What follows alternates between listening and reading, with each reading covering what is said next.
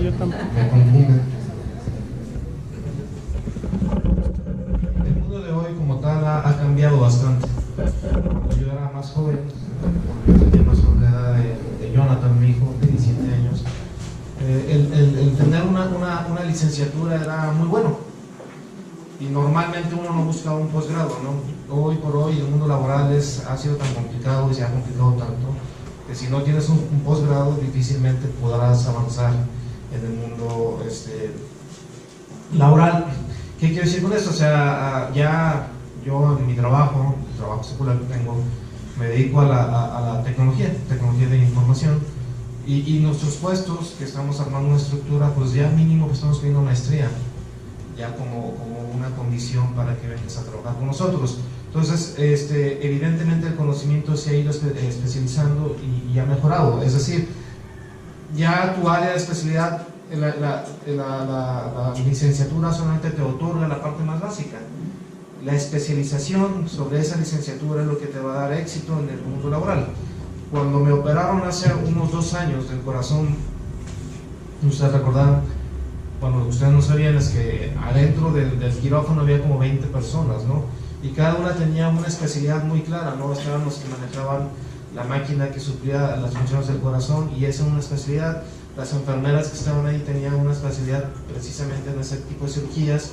El mismo médico que me estaba operando solamente tenía una especialidad en cirugías cardíacas no intervencionistas, por lo tanto mínimamente invasivas. Él al final hizo toda la operación y era un equipo como de 20 personas, ¿no? El conocimiento, la especialización, ¿no? Es lo que hoy por hoy es lo que define este mundo, ¿no? Ahora, ese mismo conocimiento, esa misma especialización de alguna manera, esa forma de ahondar en las cosas divinas también debería ser una marca indeleble en la iglesia. La iglesia como tal, el nombre de la iglesia nosotros es Iglesia Bíblica Rey de Reyes, ¿no? Y por lo tanto la esencia de la iglesia como tal deberá de ser el estudio de ¿qué? De la Biblia. Y no solamente el estudio superficial de la Biblia, hermanos, como un mantra, como un dicho, como una buena ocurrencia de alguien, sino el estudio profundo de la palabra de Dios. Entonces, esta es la esencia de nuestra iglesia, deberá de ser esta, el estudio profundo de la palabra de Dios. Vamos a orar y vamos a continuar. Señor, te damos tantas gracias por este día y te suplico, Señor, que bendigas a esta iglesia. Te suplicamos que, como su nombre lo dice, Señor, recurramos a tu palabra, Señor, porque en ella encontramos palabras de vida eterna, Señor. Te damos gracias por tu palabra, te damos gracias por miles y miles de años, Señor, de inspiración divina, Señor, y te damos gracias por tu amor y presencia en nuestras vidas, en el nombre de nuestro Señor Jesús. Vamos a la carta segunda de Timoteo. Segunda de Timoteo se escribió justo antes de que el apóstol Pablo fuera ejecutado en Roma, ¿no? ¿Usted qué haría si lo sentenciaran a muerte? No sé, algunas personas escriben sus memorias, otras se dedican a comer desesperadamente, no sé, hay muchas cosas. Pablo está sentenciado a muerte y decide escribir 3 cartas. 3 cartas que se conocen como cartas pastorales. Una es la de Timoteo y 2 a una persona muy particular que se llama, una a Tito y otros 2 son a Timoteo. Ahora es interesante ver esto y fíjese que esta carta de Timoteo es muy personal. Es decir, como que Pablo se dedica a vertir su corazón delante de él. Él dice que bien o mal ya está en Roma, está próximo a ser ejecutado. Él básicamente se siente solo en ese momento. Tiene la compañía fiel de Lucas, el escritor del Evangelio de Lucas, y de alguna forma el que va captando un poco la idea de la misión evangélica a través del libro de Hechos. Bueno, él está con él y sin embargo él se toma el tiempo de escribirle a una persona que se llama Timoteo. Y fíjense lo que dice el primer versículo: Pablo, apóstol de Jesucristo por la voluntad de Dios, según la promesa de la vida que es en Cristo Jesús, a Timoteo, amado hijo, gracia, misericordia y paz de Dios Padre y de Jesucristo nuestro Señor. Y ahí comienza una serie de consejos propiamente, ¿no? Consejos de una vida, de un ministerio, y de otra forma que se aplique en el estudio y la observancia de la palabra de Dios. Vamos al capítulo 3, dice: también debes saber esto, que en los postreros días vendrán tiempos peligrosos, porque habrá hombres amadores de sí mismos, avaros, vanagloriosos, soberbios, blasfemos, desobedientes a los padres, ingratos, impíos, una palabra importante, impíos, la piedad, sin afecto natural, implacables, calumniadores, intemperantes, crueles, aborrecedores de lo bueno, traidores, impetuosos, infatuados, amadores de los deleites más que de Dios, que tendrán apariencia de piedad, pero negarán la eficacia de ellas. A estos evita. Dice que en los postreros días, yo puedo asumir que estos son postreros días, dice que se van a levantar una generación de hombres que de alguna forma parecerán ser piadosos, pero no lo son. Es decir, enseñarán en las iglesias, enseñarán a algunas personas, y esas personas serán confundidas por estas personas que aparentan piedad, pero que están lejos de la piedad, ¿no? Ahora, fíjense lo que dice: porque de estos son los que se meten en las casas y llevan cautivas a las mujercillas cargadas de pecados, arrastradas por diversas concupiscencias. Estas siempre están aprendiendo y nunca pueden llegar al conocimiento de la verdad. Es decir, estas personas se meten con estas otras personas más débiles y las arrastran. Dice que esas personas están continuamente estudiando algo, no necesariamente la palabra de Dios, y al final nunca llegan al conocimiento pleno.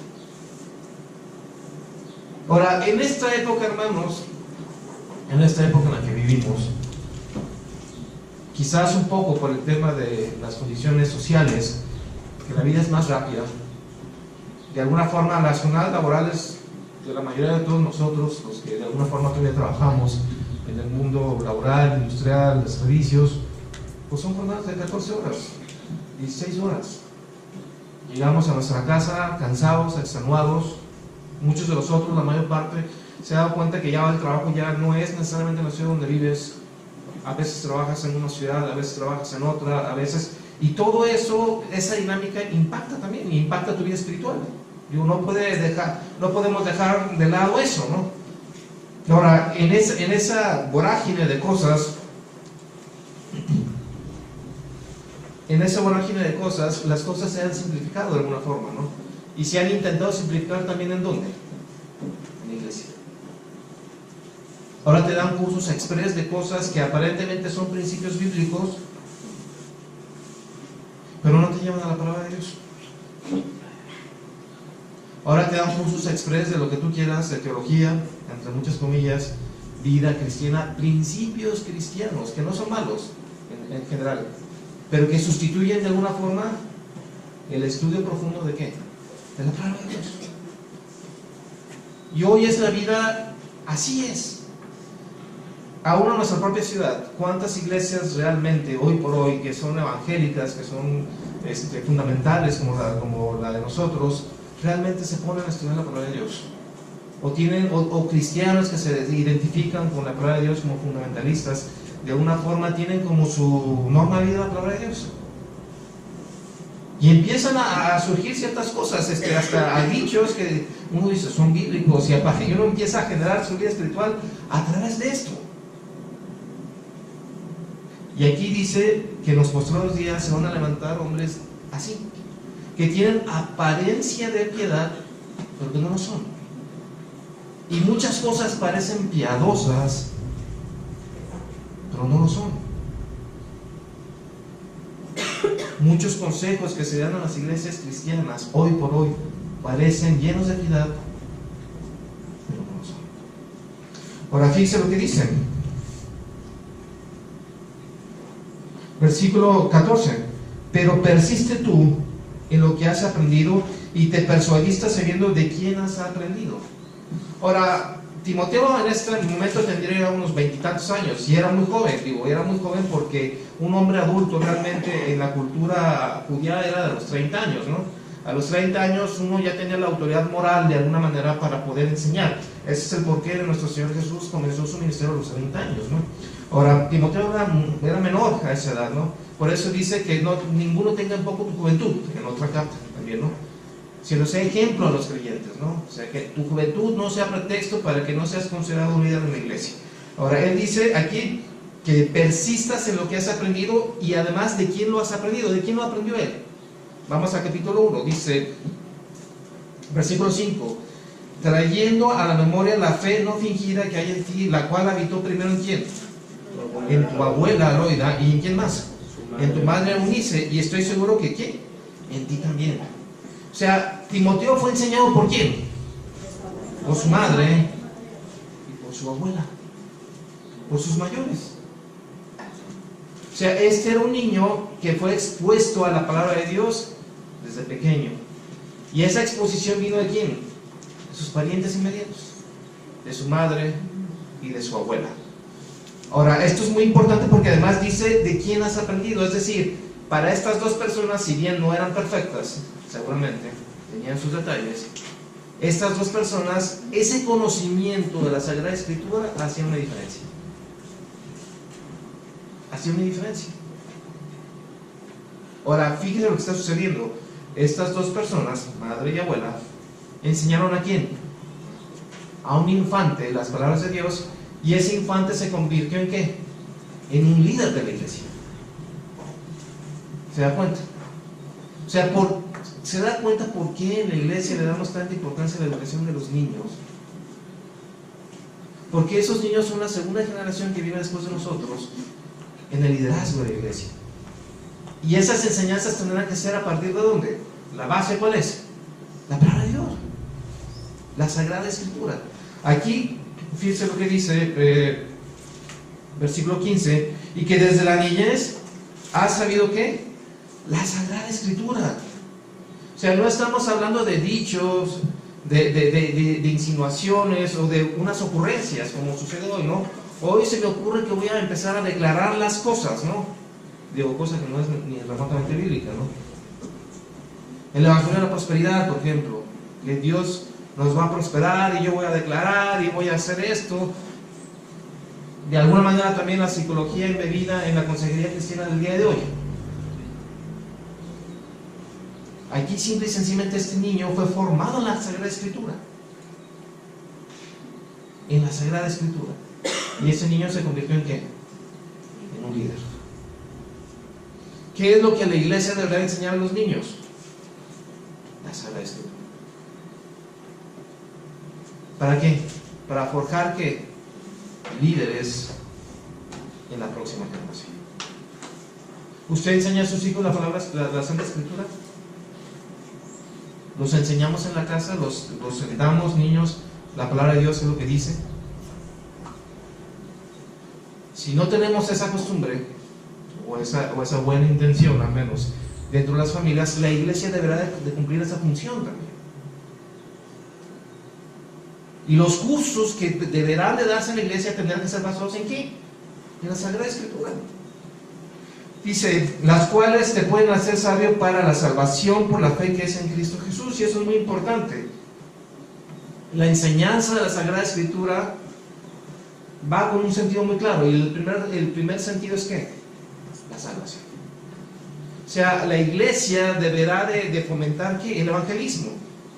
Presentar el evangelio a los niños, presentar el evangelio a los adultos. Y no solamente eso, sino además el discipulado, que de alguna forma nos hace sabios en eso que es ¿qué?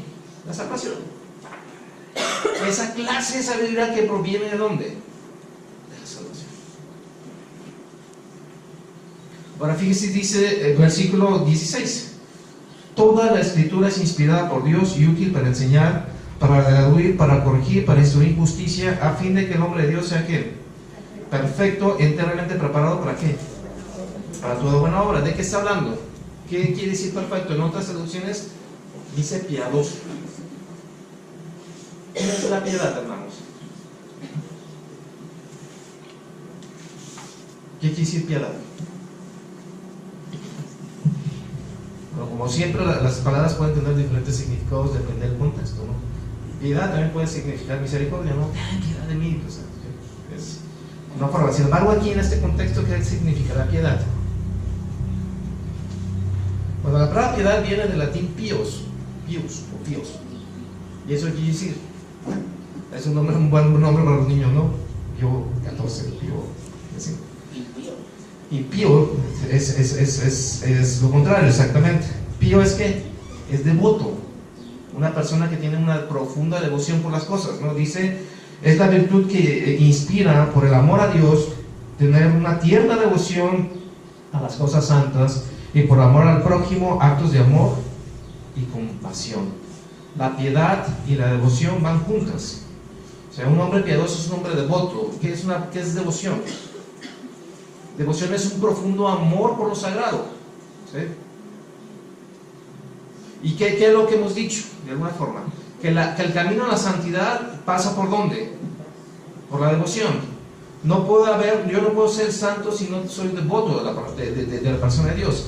Y se da cuenta que aquí la palabra de Dios tiene un papel predominante, es decir, dice el versículo 15, lo vuelvo a leer: toda la escritura, toda la sagrada escritura, toda la palabra de Dios es que inspirada, fue susurrada de alguna forma por Dios y es útil para enseñar, para redarguir, para corregir, para hacer justicia, a fin de que el hombre de Dios sea ¿qué?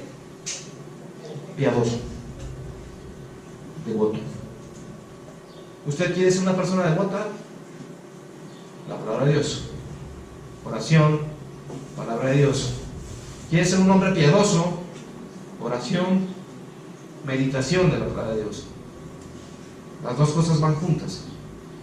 Dice, y esa devoción y esa piedad nos habilitan ¿para qué?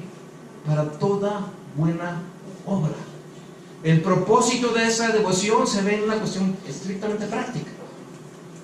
Yo no puedo traducir una buena obra si no existe devoción de parte de Dios, de parte mía hacia la persona de Dios. Esto es una persona devota. Ama a Dios. Bueno, ¿cómo puedo hacerlo? Sumérjase en la palabra de Dios. Tenga periodos continuos de oración.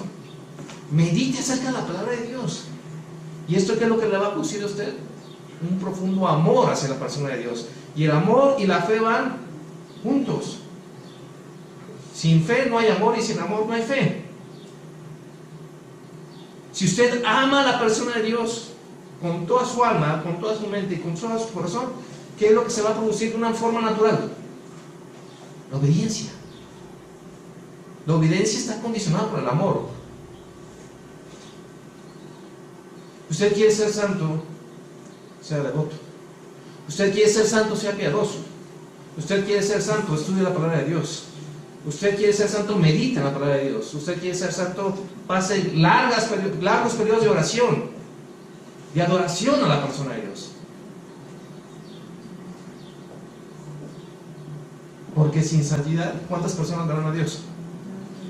Ni una. Y por lo tanto, eso es un mandato para que nosotros seamos ¿qué? Piadosos, santos, devotos.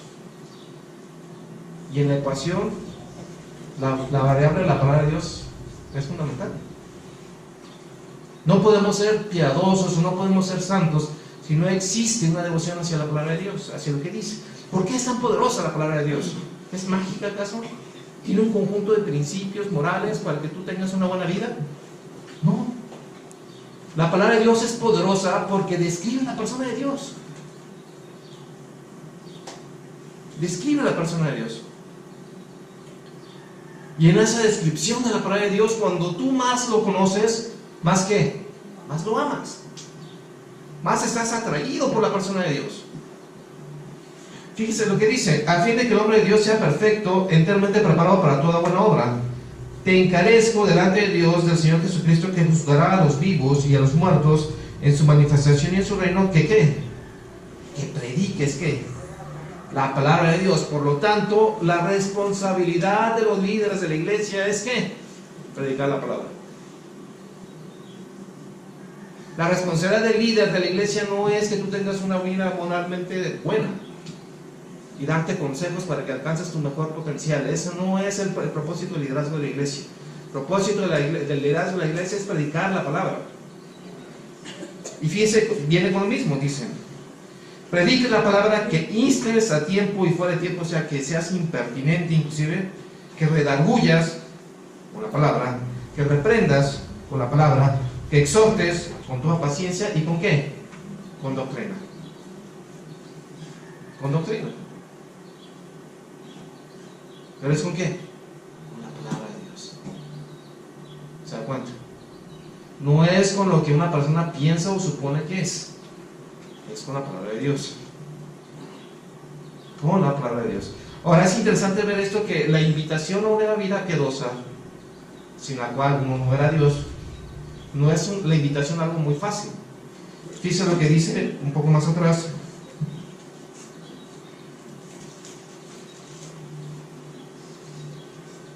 Versículo 10.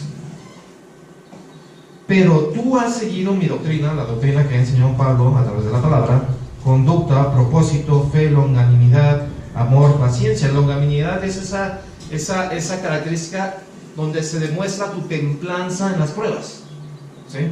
¿Cómo te manifiestas tú? ¿Cómo es tu carácter en las pruebas?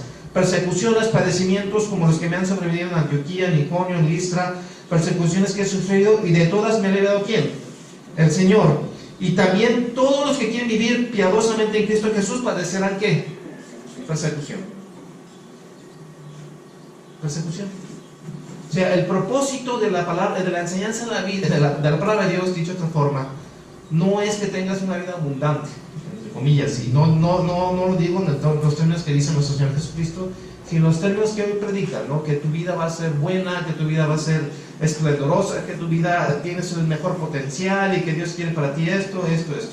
La enseñanza de la palabra de Dios tiene el propósito de hacer piadosos a los santos, y de alguna forma esa piedad te va a producir ¿qué? Persecución. Persecución. No es fácil. Y no es una invitación a una vida sin sufrimiento. Sin embargo, hay un premio. Fíjense lo que dice al final. Versículo 7, 4-7. He peleado la buena batalla, ya se está despidiendo Pablo, dice: he acabado la carrera, he guardado la fe, por lo demás me está guardada la corona de justicia, la cual me dará el Señor, juez justo, en aquel día, y no solo a mí, sino también a todos quienes, los que aman su venida. A todos los que aman su venida, a todos los que han sido ¿qué? Piadosos. A los que aman su venida. ¿Usted ama su venida? Si usted ama su venida, es usted una persona piadosa. Si usted es una persona piadosa, dice que recibirá la corona de justicia. ¿Y sabe qué va a hacer con sus coronas? Las va a poner a los pies de nuestro Señor Jesucristo, porque Él es el único que es digno de recibir la honra, la gloria, el poder, el imperio por los siglos de los siglos. Ahora usted imagínese una vida, digamos que usted pasó de panzazo, entramos al cielo así como que raspaditos, y está toda la gloria de nuestro Señor Jesucristo, y usted ve a los miles y millones de ángeles por un lado, y ve a los miles de millones de redimidos por el otro lado, y ve el Cordero de Dios que quita el pecado del mundo ahí con toda su gloria, con toda su majestad, y usted no tiene nada con qué adorar.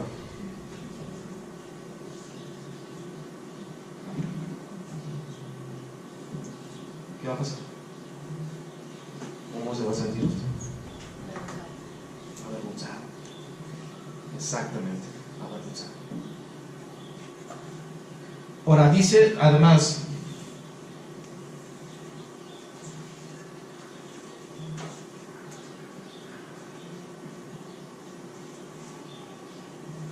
que, bueno, y le está diciendo también Pablo a Timoteo que haga trabajo de evangelista. ¿Qué quiere decir con esto? El propósito del liderazgo de la iglesia tiene que ser, de alguna manera, predicar la palabra de Dios, capacitar a la gente a través de la palabra de Dios, y que esta gente haga trabajo de evangelismo. El propósito ulterior de la iglesia tiene que ver con la edificación de los santos, es cierto, pero también con la predicación del evangelio. Vamos a tener una serie de sermones ya en el verano acerca de esto, pero es muy importante que tengamos en cuenta que el llamado al evangelismo, el llamado a las misiones como tal, es un llamado que no podemos hacer a un lado. Ayer estuvimos un ratito ahí llevamos a los niños, los muchachos a otra iglesia donde hubo una exposición de Operación Mundo. Fue un poco revelador el asunto, porque se para un jovencito y habla acerca sobre, en unas conclusiones que un grupo de discusión tenían, lo que ellos de alguna forma dedujeron fue que era importante de alguna forma hacer más cercano el evangelio a las personas, bueno, lo que más o menos entendimos, y que ya no fuera tan religioso. Había una confusión ahí, ¿no? Sin embargo, lo que nos llamó mucho la atención de este asunto fue que de alguna forma, y uno lo empieza a meditar, todas las iglesias al principio fueron una misión. Todos comenzaron con la participación del evangelio de una persona o de un conjunto de personas hacia un grupo, una comunidad, ¿no? Así fue como inició la Iglesia Bíblica de Guadalajara, así fue como inició esta misma iglesia, ¿no? Y esta misma iglesia tiene una misión muy clara a través de la palabra de Dios, que es que predicar el evangelio. Predicar el evangelio, ¿no? Y de ese video rescato unas palabras, porque presentaron un video que se llama Las lágrimas de los santos, o los santos en lágrimas, usted lo puede buscar. John Piper, que es un pastor bautista, escribió lo siguiente, o dijo lo siguiente: el trabajo del mundo que el Señor Jesús nos ha mandado a hacer aún no ha terminado, y ese mandato sigue siendo obligatorio para todos nosotros. O sea, es un mandamiento. Es por eso que se habla del grupo de personas no alcanzadas. Es por eso que el trabajo predominante en la iglesia es agotador, es liberador, y la misión es penetrar la cultura, plantar la iglesia, verla crecer, desarrollar sus propios liderazgos a través de la palabra de Dios, entrenar a su pueblo, evangelizar a su comunidad. Esa tarea, la misión, aún no ha terminado. ¿Cuál es el mensaje que nosotros damos? Jesús es el único camino al cielo, al reino de Dios. ¿Y la alternativa es cuál? El infierno. Y millones de personas van hacia allí, y nosotros tenemos el único mensaje de salvación en nuestras mentes y en nuestros corazones, y es nuestro Señor Jesucristo. ¿Cuál es el costo, hermanos? Por lo tanto, no es una invitación a una vida fácil. Por 2000 años, miles y miles de misioneros,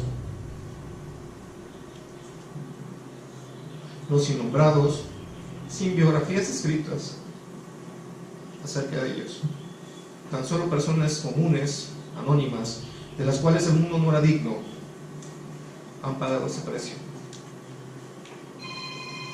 poniendo sus vidas en peligro, alcanzando a los perdidos con el único mensaje de salvación: nuestro Señor Jesucristo. El objetivo de enseñar la palabra de Dios en la iglesia tiene un claro sentido de evangelismo y de discipulado. Demostrar el evangelio a las personas. Primero, los que no han sido alcanzados, los que están allá afuera. Y segundo, capacitar o de alguna manera hacer piadosos a los hijos de Dios, entrenando que líderes, entrenando comunidades, entrenando a las personas que están aquí desde la niñez hasta la adultez. ¿Cuál es su misión? El Señor lo ha llamado a usted aquí. Usted desde el principio es un misionero en el lugar donde está. Y esto me llama mucho la atención, porque uno puede pretextar que siendo aún joven o demasiado joven, mi misión de vida es primero divertirme y después no ser tan distinto a los demás. Y eso no es así. Si yo soy creyente, mi primera misión de vida es presentar el evangelio a los que no están alcanzados, y los que no están alcanzados significan a todos mis compañeros de escuela. Pero muchas veces estamos más preocupados por no ser tan diferentes, porque no nos gusta la crítica.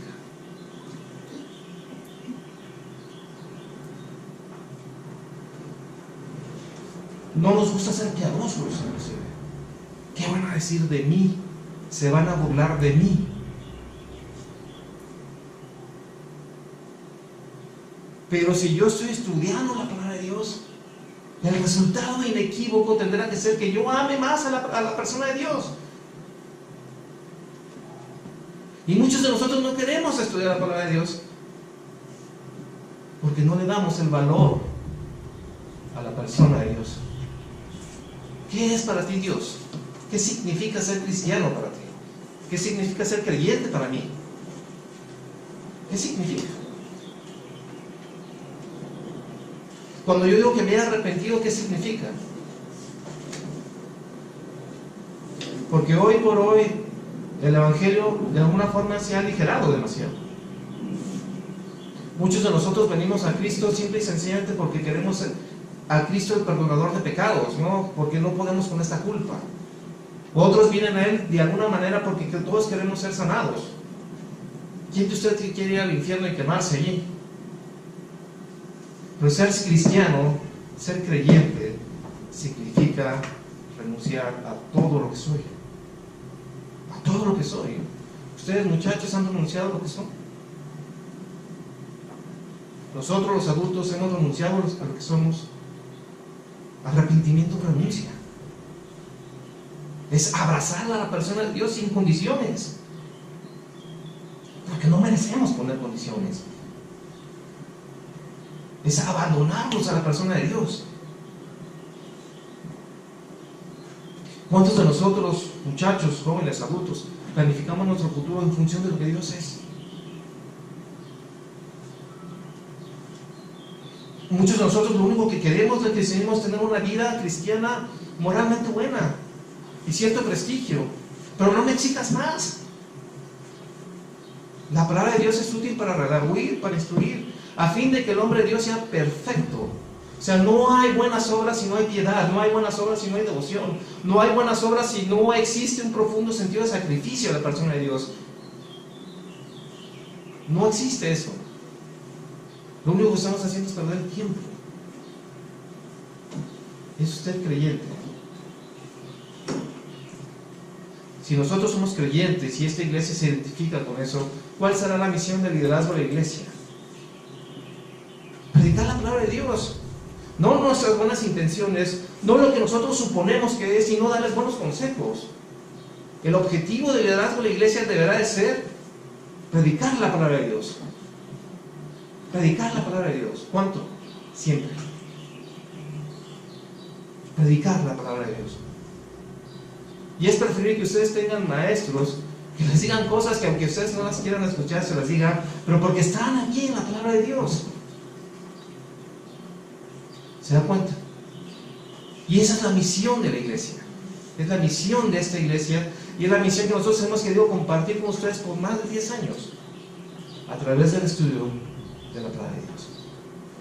Vamos a ver. Señor, te damos tantas gracias por este día y suplico que bendigas a tus hermanos, que bendigas mi vida también. Suplicamos, Señor, que esa palabra, tu palabra de Dios, que ha sido traída, Señor, con la sangre de los mártires, con la sangre de Jesús, Señor, esa palabra sea efectiva en nuestras vidas, que tú transformes nuestros corazones, transformes nuestras vidas, Señor, de tal manera que nosotros podamos no solamente amarte, sino amarte más allá de lo que somos, Señor. Te damos gracias por tu amor, en nombre del Señor Jesús. Amén.